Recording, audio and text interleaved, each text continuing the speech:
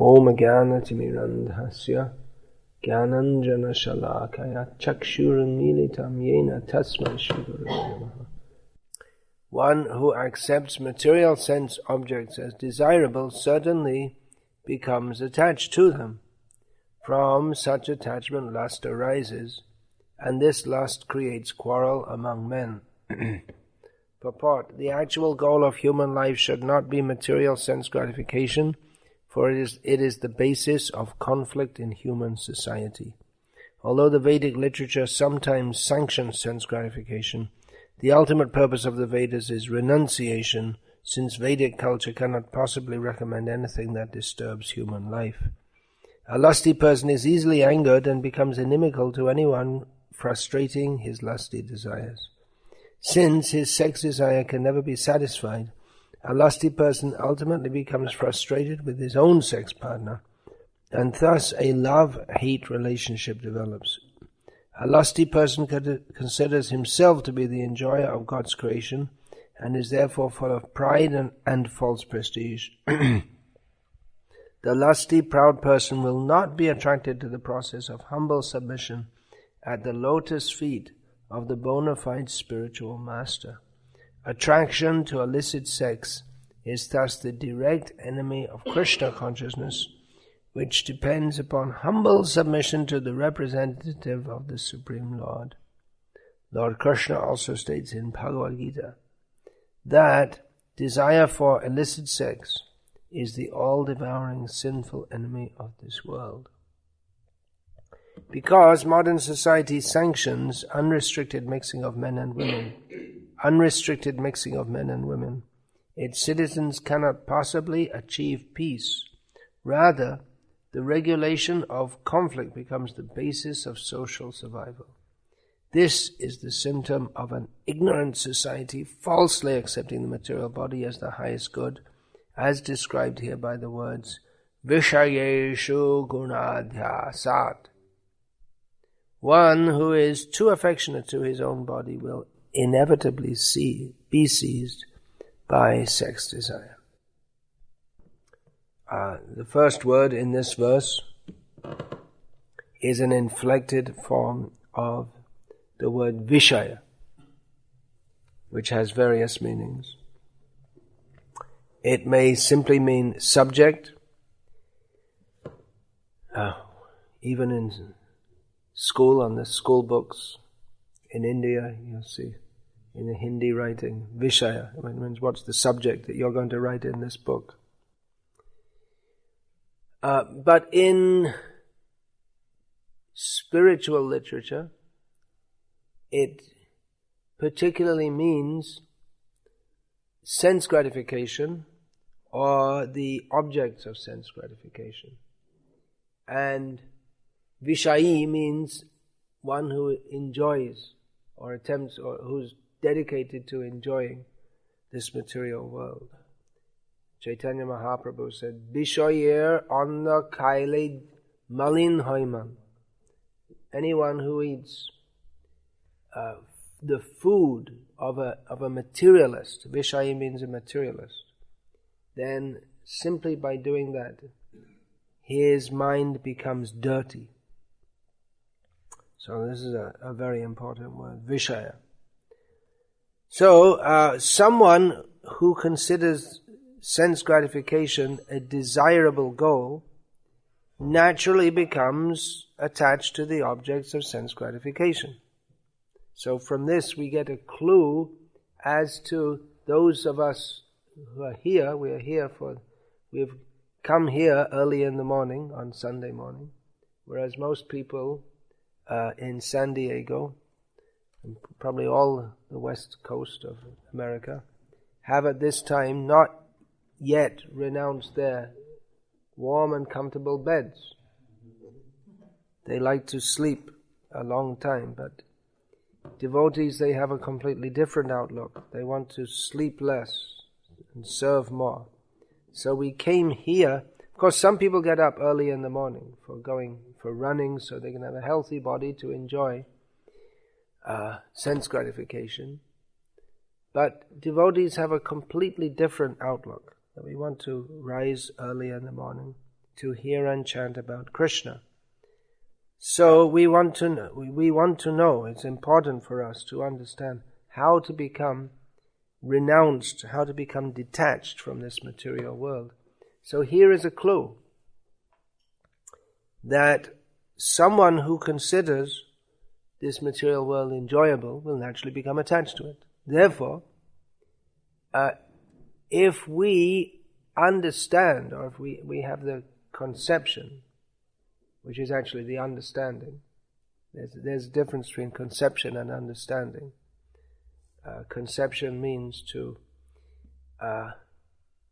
form a mental construct, whereas understanding means to see things as they are, as they actually are, not to impose a false understanding, but the actual understanding. So if we actually understand that this material world is miserable and engagement in sense gratification is the cause of that misery, then naturally we'll not want to become attached to this material world. Yehi sangsparshaja bhoga dukha yone evate adyantavanta kauntayanateshu ramate buddhaha.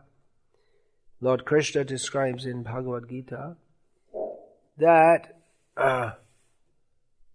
sense gratification, described in this verse as sangsparshaja bhoga, the attempt to enjoy, to appropriate for oneself, the sensation, to appropriate for one's own pleasure, then sensation that arises from the interaction of the senses with the sense objects, which is in materialistic parlance called happiness, sensual pleasure. That is actually beginning, middle, and end simply suffering. Therefore, an intelligent person does not partake in that. So, renunciation, actual renunciation, is on the basis of understanding that material interaction of the material senses with the material objects for the sake of enjoying them is simply the cause of suffering. Therefore, we should not partake in that. That's actual renunciation. There's another kind of renunciation which is performed for the sake of, it's a trade-in for the sake of getting later enjoyment, more. Hiranyakashipu is an example. He undertook tremendous austerities, but his aim was to gain power so that he could enjoy the world more. And that's quite common. Just like yesterday Ekadashi was observed, Vaishnavas observe Ekadashi for the pleasure of Hari. But many people observe it for the sake of their own, enhancing their own enjoyment. Or maybe with mixed motives. May Krishna be pleased, and then he'll be pleased with me, and then he'll bless me so that I can enjoy this world more nicely. And there is a book which is translated into English called Sri Ekadashi Mahatmya, which is a collection of narrations from Shastra, which describes how you can get all kinds of enjoyable things by observing Ekadashi, which is not the actual purpose. It goes against the actual purpose. So, renunciation should be for the sake of serving Krishna, pleasing Krishna. No, I'm just trying to remember, what is that? What is that? Krishnate bhogatyag. That one should indulge in the interaction of the senses with the sense objects, or renounce such interaction of the senses, of the sense objects, for Krishna's sake. That question, Srila Prabhupada asked Bhaktisiddhanta Saraswati Thakur, that many devotees of Chaitanya Mahaprabhu, they renounced the world, but some didn't. They appeared to be great enjoyers. Actually, Ramananda Rai is described in Chaitanya Charitamrita as appearing to be a Vishai, an enjoyer of this world. So how is that? Srila Prabhupada wanted to. He asked Srila Bhaktisiddhanta Saraswati Thakur, who explained that one should adopt a position which is best for serving Krishna. That's all. If one is better suited for someone to be a sannyasi than for serving Krishna, then he should be, considering all pros and cons. If it is better, yes, sometimes devotees would ask Srila Prabhupada to take sannyasi. I heard this years ago. Maybe you could confirm that, Dravida Prabhu. Many years ago I heard that Radha Bala Prabhu, of the press, he was overseeing the printing years ago, had asked Prabhupada if he could take sannyas. He was unmarried at the time, and Prabhupada told him to get married. You never heard that. I heard that years ago. Maybe it was someone else, maybe it was an imagination or whatever. So what is best for one's devotional service? That is the consideration. But whatever ashram, whatever position one may be in, this principle of not being attached to the material world and being attached to Krishna, that is essential. Otherwise, if one thinks, well, I'll be a grihastha, that's better for me, but then he thinks that to be a grihastha means to enjoy this material world, then that is a mistake.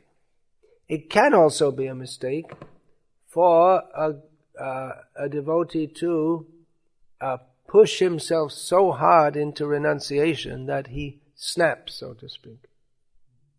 That can also be a mistake. So we have to see that if one understands the principle of renunciation and thinks, okay, so let me renounce eating, sleeping, all these things. It used to be a common syndrome in our movement that devotees would try their best to stop eating and sleeping, and they go on for a few days, sleeping 3 hours, 2 hours, eating very little, and then after a few days they'd binge and sleep for 24 hours non-stop, because it was not on the actual platform of realization. Raghunath Das Goswami, all the 6 Goswamis, Raghunath Das was the most renounced. Let's rephrase that. He exhibited the greatest standard of renunciation. But it wasn't that they were thinking, okay, now I've got to cut down so I can be more advanced. But in their case, it was, they didn't sleep because they didn't think of it. They were just absorbed in love of Krishna, and they wanted to serve him more and more and more.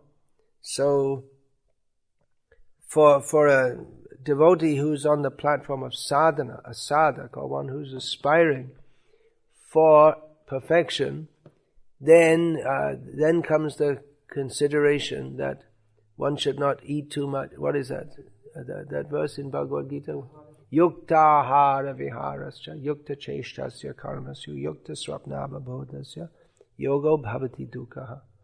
One should be regulated in one's eating, sleeping, activities, in everything. One should be regulated and moderate, neither excessively, not practicing renunciation at a level beyond one's ability to maintain steadily, and also not indulging in sense gratification. Actually, between the two, the tendency should be to always toward renunciation, to always try to become more and more detached from this world. Now, such advice of Krishna, that is suitable for a person on the platform of sadhana. But for one who's siddha, one who has attained perfection, then such considerations do not remain. Because even if they're sleeping, even a devotee on the level of sadhana, he sleeps just because it's necessary for the body to regain energy to serve Krishna properly. But for one who's on the perfectional stage, even if they sleep, they appear to sleep, that sleeping is not the descent into tamoguna of an ordinary person, but they think of Krishna within their sleep. It's not the same as that of a non-devotee, although it may appear to be. Therefore we have to be very careful in judging pure devotees. They're not on the same level as us, although in many ways they may appear to be, because they eat, they sleep, sometimes they get sick, they grow old, and in so many ways they appear to be like ordinary persons. But we should understand that someone whose consciousness is absorbed in Krishna, they have no attraction to the sense enjoyment of this material world, even though it may appear to be. One anecdote that one devotee had cooked some, I heard this also, it may not be written down, but that I believe it was in New Vrindavan, devotees had made a big pot of sweet rice with the idea that, well, we'll serve Prabhupada and then we'll serve everyone else. But Prabhupada, they gave Srila Prabhupada his meal. At the end, the sweet rice, Prabhupada asked for more and more and more. And devotees were surprised that Prabhupada was taking so much. Prabhupada saw that and he said, when I eat this sweet rice, it's so nice I cannot control my senses. As one devotee told me he was cooking for Srila Prabhupada in Stockholm, and he made some halava. It was a similar thing. He made a big pot and Srila Prabhupada just took more and more and more till it was all gone. So the devotee was very pleased actually. He'd cooked with the idea that everyone else will take, but he was very happy that Srila Prabhupada took more. So is Srila Prabhupada a sense enjoyer of this material world? If anyone thinks like that, then they are doomed. That is called Gurushu Naramatihi. To think that the spiritual master is simply like an ordinary person of this material world. So all the activities of a fully absorbed devotee of Krishna should be understood in relation to how they are employing their senses in relationship to Krishna. So for such persons, renunciation, it's not really renunciation. What we call renunciation, we may say that the 6 Goswamis were highly renounced. Well, in one sense, yes. Tyaktva, having given up. They gave up the association of highly Vishaya asakta, this persons who are highly attached to this material world. But we should understand that they themselves never were attached. It may appear that they were attached to this world. It may appear that they were associating with sinful people, or that they even became sinful themselves. It may appear like that, but we should understand that they were completely absorbed in love of Krishna, even at the time that when they were apparently involved in sense gratification.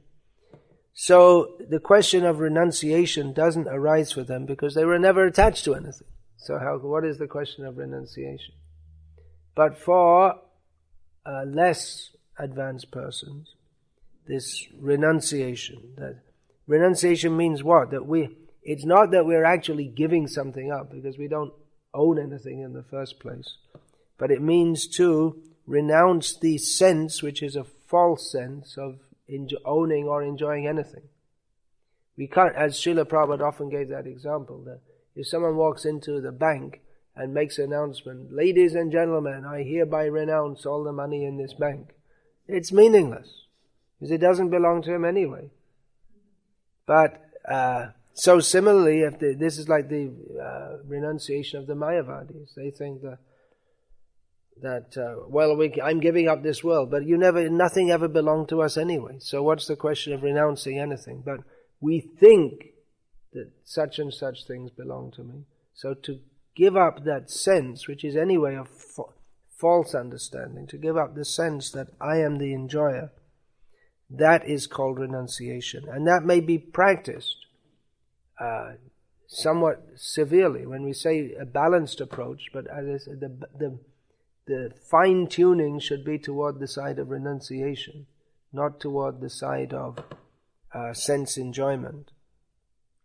That we practice not to interact the objects, the senses with the objects of the senses in a manner that is likely to cause the mind to become disturbed, so that we become attracted to the sense objects. And the example is given in this purport that modern society sanctions unrestricted of mixing of women and men. So in practically any culture all over the world since time immemorial, the separation of men and women has been a principle. And it's still there to some extent, even in the modern West, to some extent. I mean, there's still men and women's changing rooms, right, separately on the beach. Not in colleges. Not in colleges. They have co-ed dorms for that. Yeah, well, Hare Krishna. It's the lowest of the lowest of darkest age, but still, to some, at least we can say in some places in America they probably still have separate toilets. Is it? Yeah, Yeah. Gyms? No, generally speaking. Generally speaking, yeah. And that principle has been there through, particularly in societies. Well, all societies have some religious system. So that you'll find, as I noted last night, that in the Catholic Church, that the men, I don't know about now, but the men will stand over that. When I was a kid, there used to be the men on one side and the women on the other side. The idea is some separation should be there, at least in front of, in the holy place, in the church. And Tejas Prabhu, who I think you don't know, the older devotees, they know, he's before he joined the movement, this was in the early 1960s, before the movement even existed, actually. He spent time as a Peace Corps worker in tribal areas in Andhra Pradesh. And he noted these people, they're said to be less cultured, tribal people. How the men and women, they just lived separately. It was just a principle among them that they lived separately. So in modern society, they promote the principle that pleasure, the bodily pleasure, sensual pleasure, is desirable. Therefore, it should be enhanced as much as possible. Therefore, any restrictions on that this is a Freudian idea. They're just unnecessary taboos, which actually cause disturbance. Freud's idea was that because we have these taboos and we don't indulge in sense gratification, therefore our minds are disturbed. But the actual result of removing the taboos and encouraging sense gratification, unrestricted sense gratification, is people's minds become more disturbed. So, in one sense, it could be said that Freud is right, because if you try to make things too tight, then and restrict people beyond their level of what we could say, their level of maintainable renunciation, then they may act in abnormal ways. And it's quite common, I happen to know from India and Bangladesh, that when in a society where young men and women are not allowed to come together, then homosexuality, at least among young boys, homosexuality is quite common. So what's the solution for that? Get them married early. That is the... And also train people from a young age in these principles. The idea that, well, it's... the idea that if men and women they must come together and they must enjoy, and it's inevitable and can't be stopped. But the Vedic culture is different. The idea is training from the very beginning in the understanding that the interaction of the senses with the sense objects is simply a cause of distress. Therefore, it should be regulated, or better still, stopped. Minimized. Regulated means minimized. So that training is not there in modern India. We say the culture is going on, but the basic principles of it are not they're not taught. Even I would guess, Vednarayan Prabhu, I would guess that you were raised in a culture where the boys and the girls didn't mix much. No, I would imagine that in the deep south of South India. But why so? Was that ever explained to you? No. So the culture was going on, but why, you don't know. And meanwhile, they're all cinema posters everywhere. And were you allowed to go to the cinema from what age? From the age of 10, you see, pre-puberty, they're allowed to go to the cinema. And the cinema is all lusty. In the theater they have a partition, but not on the screen, not what you see.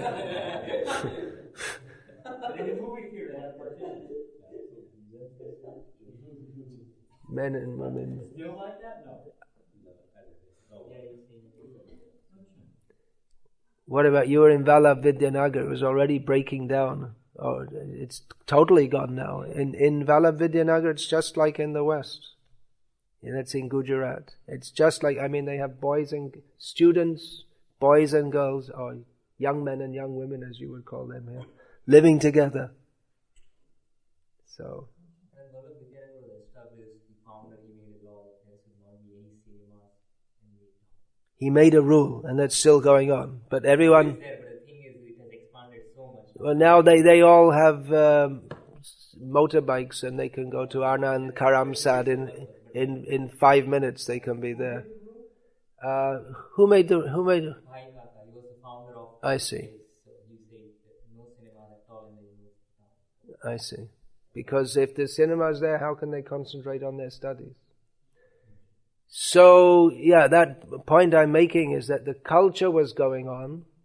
And people, they had some idea that it's of the culture that and should be maintained. But then for making money for sense gratification, movies are being made to change that culture. Movies are being made which show that which the culture is designed to protect one from. And so the desires arise, and therefore, gradually the culture is pretty. People saying, well, what's the point of that? There's no need of it. Better we all live together. And then we'll find it's quite common in Gujarat, especially. AIDS, people, young men from good families, they get AIDS and die at a young age, and all the attendant miseries that come from indulgence in the senses. So, this Krishna conscious movement is recommending a move to a different kind of culture altogether, in which self-realization is understood to be the goal of life, not sense indulgence. This, you see, like even in Islam, they're very strict about homosexuality. They're very strict, which is that, by the way, this homosexuality in Vallabhacharya's Subhodhini Tika, in his Bhagavatam commentary, he states that it is commented on by at least one Vaishnava Acharya. He says it's due to ati kama, excessive lust. So homosexuality or any kind of sexuality, any kind of sexual indulgence which is not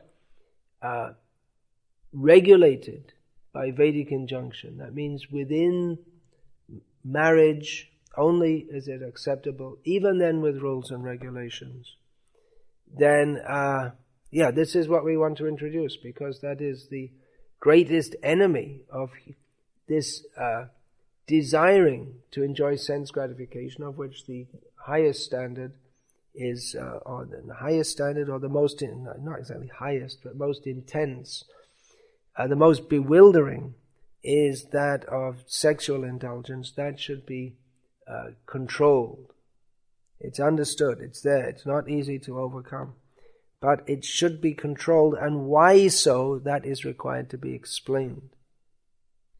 So I was saying within Islam they have these, they're very strict in some ways. I guess that's famous. You've heard about the Taliban and how they're trying to enforce all these things, which to modern Americans seem barbaric, like how the Taliban, they won't allow women to wear nail polish. Actually, it's not a bad idea. Nail polish is pretty stupid. I mean, decorating your toenails, but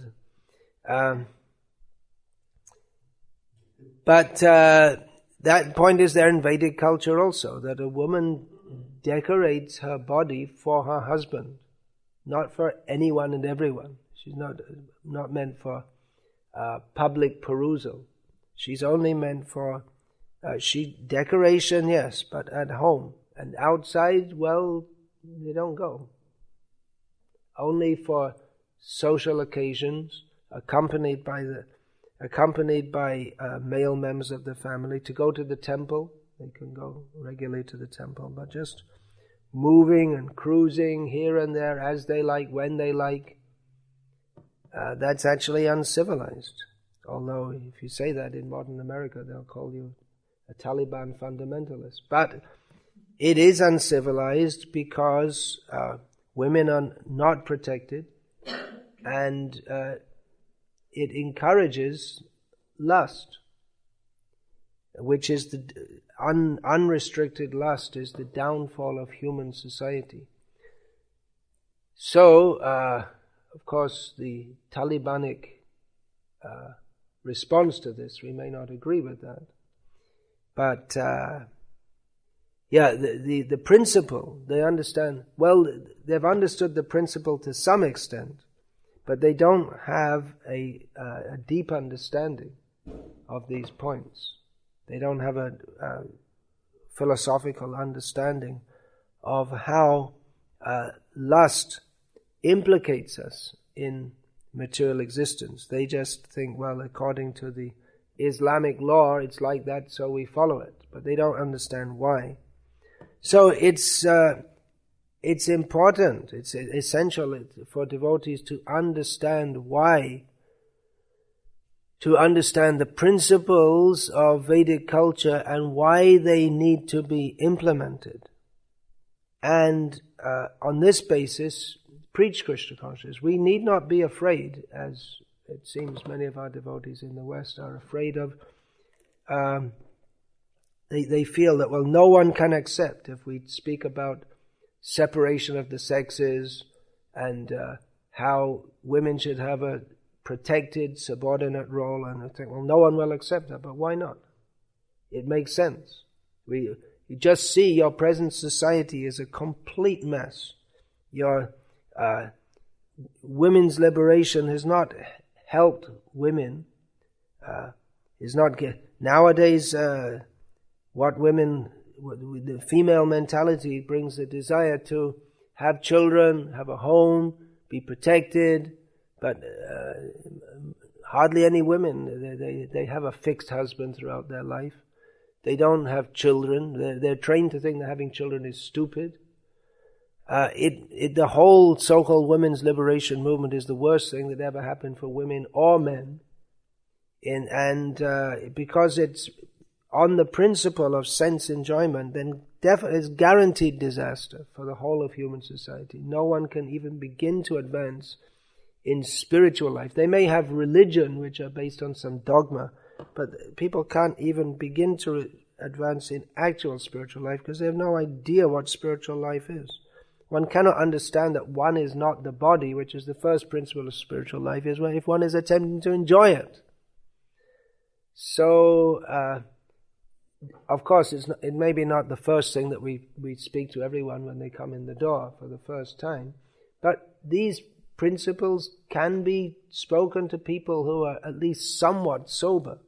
And fortunately, by the grace of material nature, it may be that people will start to become a little more sober as the whole materialistic civilization, the dream, as the American dream, is clearly turning into a nightmare, and people are waking up to the fact that our society is a failure.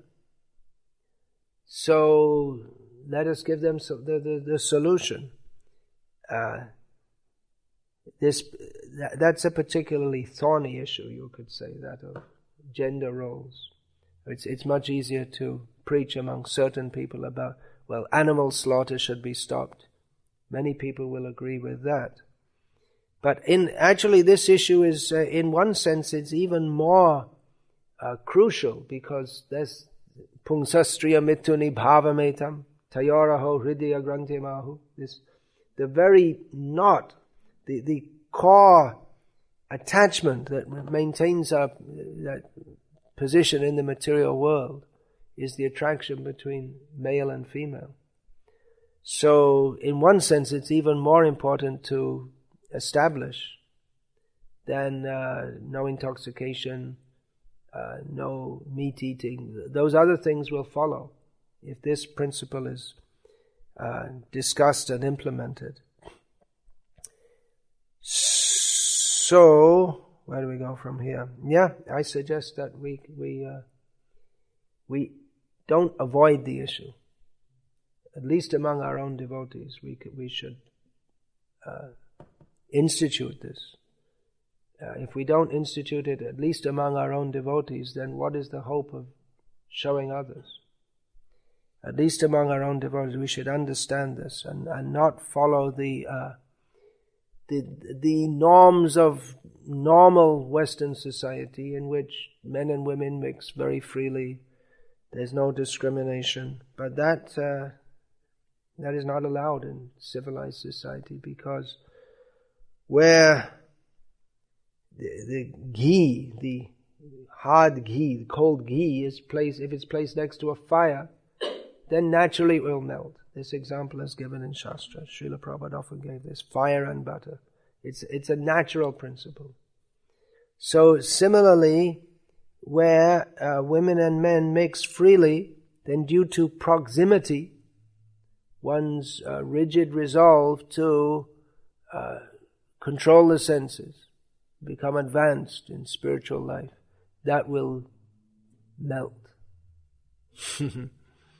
So, sadhu savdhan, be careful.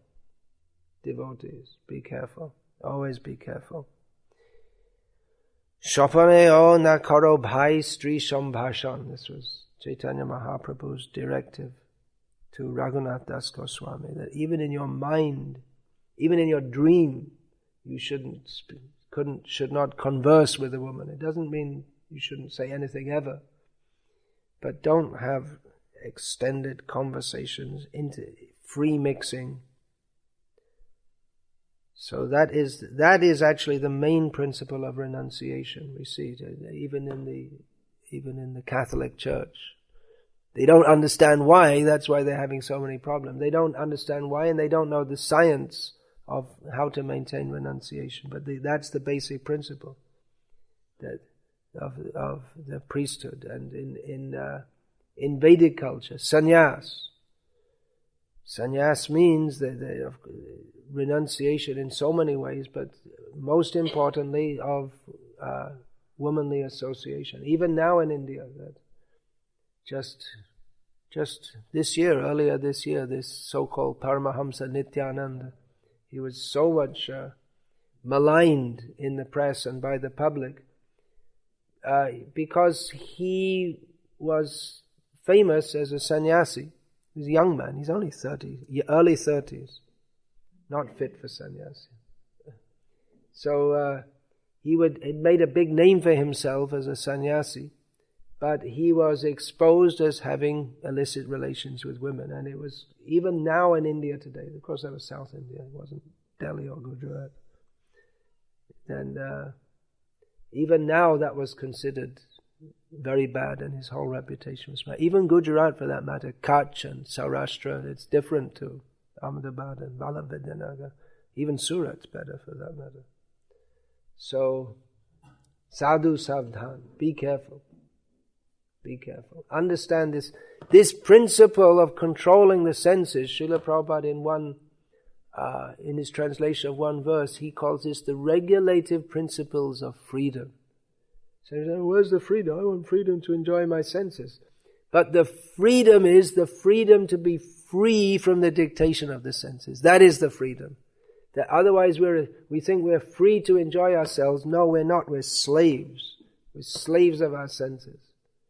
The whole society has made people slaves of the senses. Advertisements for ice cream, meat. In this country it seems more than other countries. Oh, horrible billboards with meat, dripping meat. And I don't see in other countries so much. Horrible.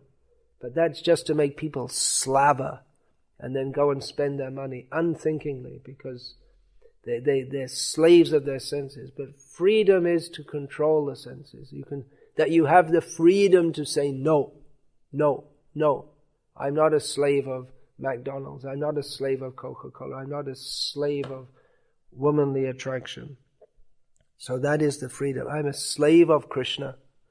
Let us become slaves of Krishna. What Krishna wants. So this is all anathema to almost everyone in this country and in the world. Well, that's why everyone in the world is getting born again and dying again and suffering again. This is spiritual knowledge, which, true, it's not going to be very popular. You're not going to win any popularity contest by discussing this. But it is required discussion. Let everyone come. Let everyone chant Hare Krishna. Let everyone take prasadam. And we invite everyone. And those who are more serious, we'll tell them, this is the path of freedom. Not everyone will take it, but that doesn't mean that we can somehow or other trick Krishna and adjust the process and say, hey look, Krishna, we're chanting Hare Krishna. We're chanting Hare Krishna. We're taking prasadam. So, let's, give us a place in the rasa dance. Wait a minute. There's some more conditions also. You have to become completely free from desire for personal sense gratification. So, we have to be very careful. I spent years in Bengal among the people who chant Hare Krishna. They love to chant Hare Krishna, expert kirtaniers, but then they eat fish also. Ugh. And smoke also. And they think, well, it's all okay, we're chanting Hare Krishna. What's the problem? So I see in our society also, the young people, they love to chant Hare Krishna, but they mix boys and girls as if it's all just the same and we're all brothers and sisters. But that's danger, very dangerous. That's not the proper life of a devotee. You can't take some rules that you like and other ones that you don't like. It may seem to modern people this may seem very harsh and unkind, but it's actually harsh and unkind not to train people like this. If you say, our children, we're not going to allow them to watch television. Oh, that's horrible. How can you be so harsh to them that you allow them to watch that which will totally pollute their consciousness? So it's a different outlook altogether. But this outlook of devotees is based on understanding of the actual purpose of life and how to attain it. Whereas outlook of those who would indulge in sense gratification is based on, they've just completely surrendered to the idea that, let's indulge our senses, which is of no auspiciousness whatsoever to anyone. So, Hare Krishna. That's all I'll say for now, and open up for comments, suggestions, corrections, distortions, or whatever. Okay. Just a quick story. When I picked Jai away from Maharaj, he'd been in India for many, many years. He hadn't been back in America for a long time. It was many, many years ago. So I picked him up at the airport. We're driving along in the car, driving to San Diego, I-5. And then if you know Jai away from Maharaj, when he's not happy, you can feel the heat. You can feel. He was real silent. I thought, what have I done? I kicked him off already. I've only had 2 minutes here. After about 20 minutes in the car, he turns to me and says, "Don't they know there's sannyasis on the road?" I said, "What do you mean, Bert?" And he pointed out all the signs, and I really hadn't thought about that much, But practically every sign was something horrible, He was coming from India, where at least in those days you didn't see these things. So I said, "All right, I'll call the mayor right now and say, January March, just take him down, But it's a fact. And he was seeing it, coming fresh to it. We're acclimatized, but coming fresh to it, he was saying we're just, bombarded and battered and butchered at every moment. Yeah. I said that I asked Gauranga Prasad a few days ago, that he's from India. I asked, do you get used to this culture? Do you think of it as normal? I mean, I think it's horrible, but you get used to it? And he said, yeah, I kind of got used to it. That's why when I leave India to go to the West, I'm literally seeing the days till I go back to India. Even India today is a mess, but it's still so much better for spiritual life. Srila Prabhupada wanted his disciples to go once a year to Mayapur and Vrindavan. Temple presidents in the West hate this when you tell them that. You should go once a year, spend time in Mayapur and Vrindavan, and come back and preach in the West. And he also wanted some to stay. And the temple presidents hate that even more. But anyway, I can get away with it by saying Prabhupada said it, which he did. Yes? Maharaj, thank you very much. I always appreciate your willingness to speak about these subjects. So true.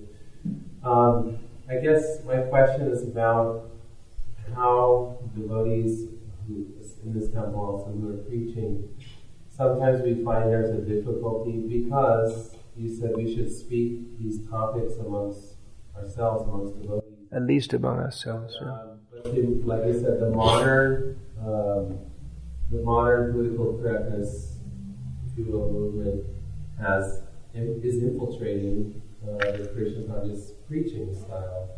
So there's also, you're trying to teach these values, these core values, these principles, which will rectify human society.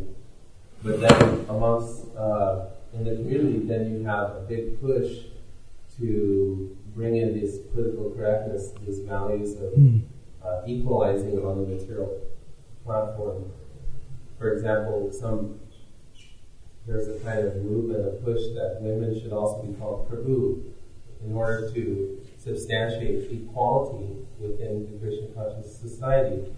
So there's things like this. So I'm saying this is kind of a challenge because you want to present these values as that which is going to, fix society. But even within the community, there are some opposing views because of that.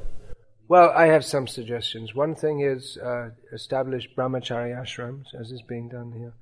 Because brahmachari ashrams cannot be established without understanding of these principles, and people cannot remain as brahmacharis without understanding these principles. As far as the broader ISKCON society, well, preach about it. If what we're saying is right, based on Guru, Sadhu and Shastra, and if devotees are sincere to follow Guru, Sadhu and Shastra, then we can preach it, and those who are sincere to follow Guru, Sadhu and Shastra and don't have deeply rooted misunderstandings, they can accept that. I don't recommend so much engaging in debates, especially email debates. But you can just present the case. About 2 years ago, I did a 3-part seminar called Women, Masters or Mothers, in which I discussed all these issues, point by point.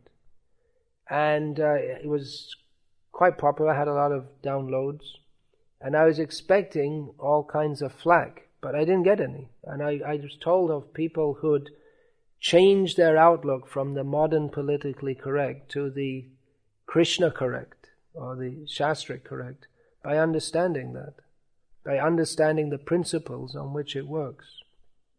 We shouldn't be Taliban-esque and just try to forcibly impose it but let people understand and create situations in which those principles are followed. Actually, the place where I gave that seminar was in Secunderabad, twin city of Hyderabad, which is a major city in India. And there's a street there called Prabhupada Marg. Marg means road. So when the housing area was being developed, our devotees, they bought a bunch of houses and they approached the municipality. The road wasn't named, so they called it Prabhupada Marg. So there are quite a few devotees there, and as I go there regularly, and the devotees tend to take seriously somewhat what I say, I said, well, why don't send your wives out to work? They should be at home looking after the children. And that's all explained why in the Women's Masters and Mothers. So they do, and they have and also I'm saying, for India at least, where the women, they're not leaping around in the kirtan. So, but I suggested you have your satsang, your get-together of the women. So I suggest you could do it 2-3 times a week. They can come together for 1 hour, whatever, and then they can do their kirtan and everything together, discuss Bhagavad Gita. So they liked it so much that they're doing it daily, except at the weekends, for 2.5 hours every day. So they have everything, but just separately, that's all. So, I'm just suggesting how we can implement these things and everyone will be happy. It's not meant for putting anyone down, but lifting everyone up in a manner that is suitable for everyone's spiritual advancement. The idea that we'll all go up by all acting in the same way and everyone's all equal in all respects, it's a nonsense idea actually. There's Vedic or any society is structured. Even America is supposed to be democratic, and there's not possible democratic society, communist society. There's always, as Srila Prabhupada said, the strong will always dominate the weak. That is the law that's how it works in nature. So whatever system, whatever laws you make, the strong will always dominate the weak. Even you make so many laws in this country, but people, by money power, they're able to manipulate the whole system, and the strong dominate the weak. Whether the strength is, and in Vedic society, the strength is Brahma Teja, spiritual strength. That rules society. In modern society, it's money power. Well, just because men are lusty, women have to be kept, sequestered and. Men are lusty. Get it together and let the women, Men are women. Be subjected because of their weakness. Men are lusty and women are lusty, both. Therefore, better keep them separate and uplift both.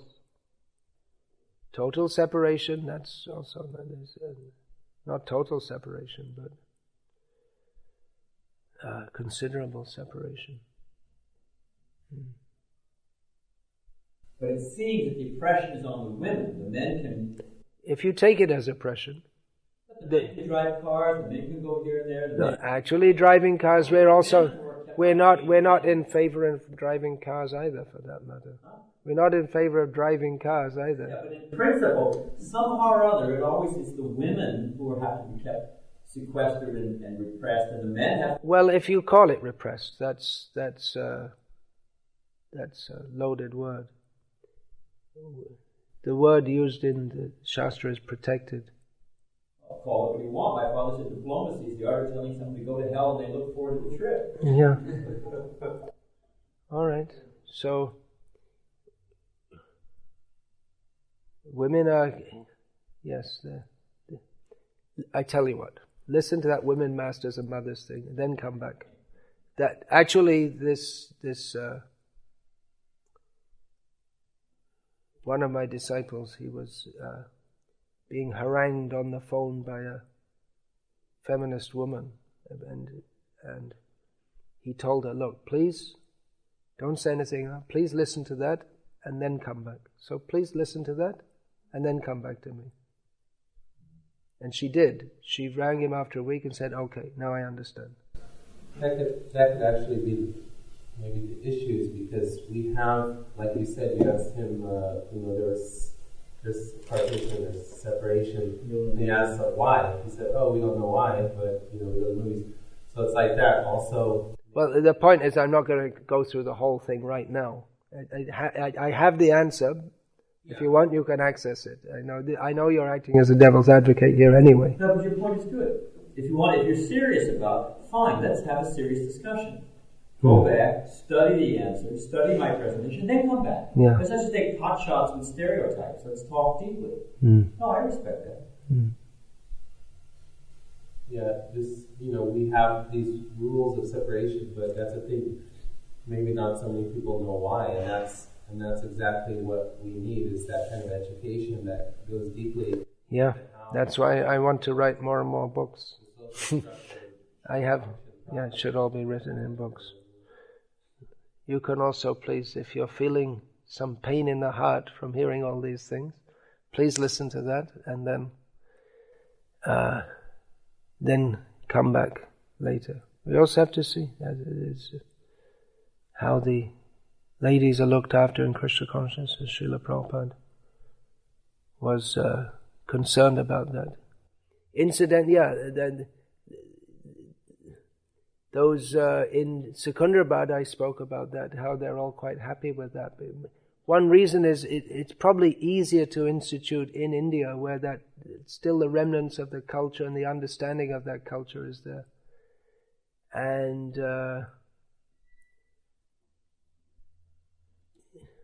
even just when was that? Just a few days ago in the airport, we were going through the security check, and I went to one side where there was a man and there was a woman on the other, and I didn't think actually, I just went to the male side, and the woman there said, I understand, you're monks, I respect that, like that. She asked me whether she could check my ticket. Do you think that's appropriate for me? I'm a woman. So she understood that.